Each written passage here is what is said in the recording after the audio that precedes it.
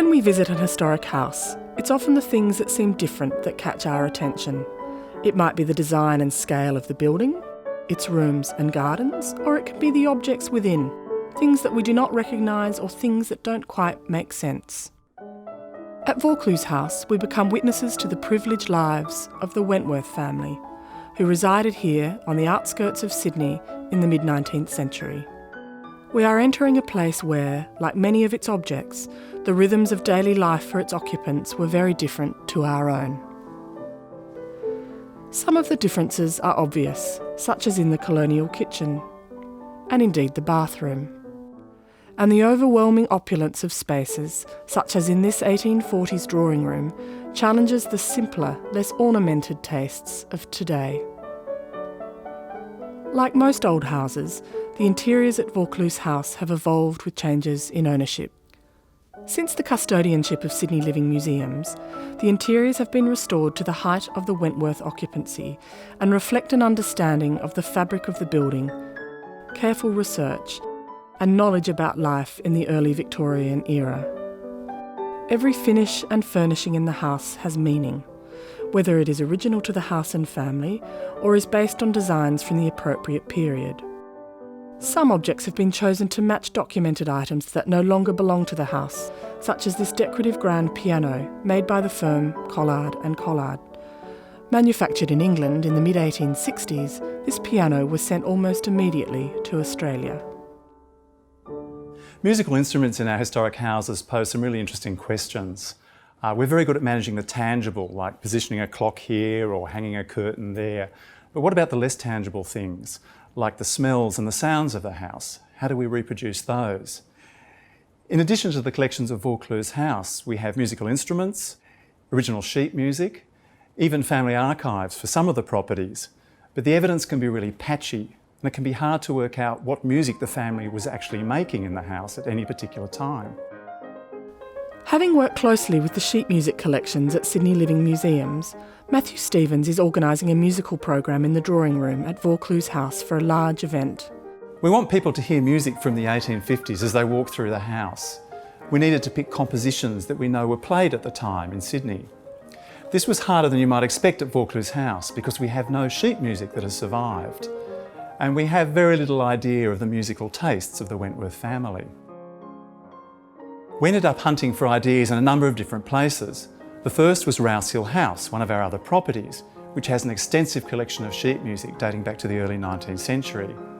In Rouse, we found a wonderful piece called Australian Flowers by Miska Hauser, which was published in 1857.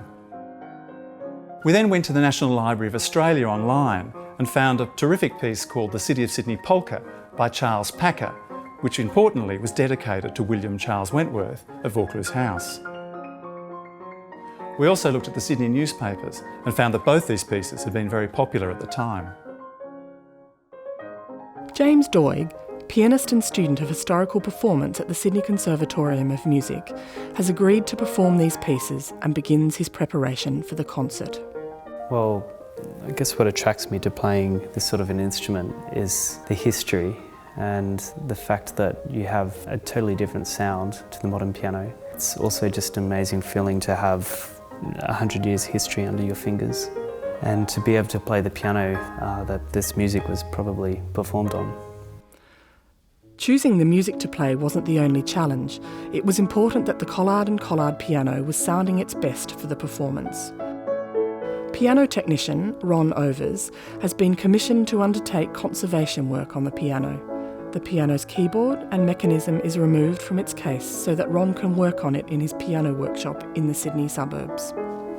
Most of the repair work was pretty much what you'd expect with an older instrument. It's in quite good condition for its age. Being a piano that was originally built before the turn of the last century, it's really an old instrument. Ron's main focus is on regulating the action of the piano, which means adjusting its mechanics to compensate for wear such as broken pins, broken vellum hinges, hardened felt, and warped timber. Sydney Living Museums has asked Ron to take a conservative approach to the keyboard, which means minimising his impact on the original components of the instrument as much as possible. I don't see the point in trying to make a brand new modern piano out of something that is an older instrument. I mean, I think it just defeats the purpose anyhow. I mean, I know that the museum context is totally different anyhow. You're really wanting to keep as much of the original, even the parts, as many of the original parts exactly as they were. But I feel as if it's really something that the really early pianos, I think it's a bit of a shame to go cutting and changing them in a lot of ways, because they're sort of a historical record of what's been, really, rather than, they're not really modern pianos, so why try to make them into a modern piano, really? There is one curious tradition amongst piano technicians that continues to link the old with the new. Whenever technicians tune or repair a piano, they often leave a date and signature on a concealed part of one of the keys. This evidence can reveal much about the piano's historical use. This piano in particular also gave Ron Overs a surprise. When we were looking at the keys earlier, there's one key that's got a tuning mark by a tuning signature of C. Winkworth, and then there's a series of tuning dates that extend from what was it, about 1890s through to about 1912 or so, and very regularly tuning. So the piano would have been used extensively in that time, I would imagine. But when we pulled the piano apart, we found a portrait, just a pencil line, a line drawing. It's pretty unusual to find that, but I suspect it was probably put in there by one of the technicians who pulled the piano apart at some time during its history. Having completed his repairs in the workshop, Ron returns the piano's action to Vaucluse House, and it takes almost a day to reinstall the mechanism into its case and tune the instrument. The piano is now ready for playing.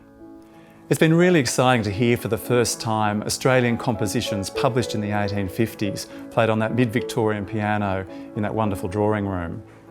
Each of these pieces has their own strengths, but I was particularly taken by the Australian Flowers by Miska Hauser, and I think that was a bit of a favourite for all of us.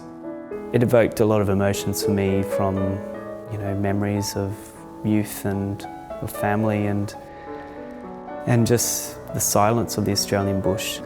It's really special to be able to play beautiful romantic music that isn't Chopin, that's inspired by, I guess, our country. The other thing is, you've got an instrument that was built in a way that it's quite hard to set it up and adjust it and regulate it. And it's never going to sound like a modern piano, but it's interesting from a historical point of view to play some of these early pieces on it, because it would be pretty close to what people were listening to when the piano was first built, in a lot of ways. As hundreds of people explore Vaucluse House and its garden, James Doig and Ron Overs help bring this historic property alive.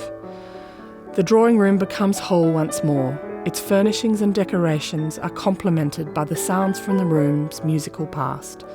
The intangible is made real, and visitors to the house are immersed in the soundscape of a distant age.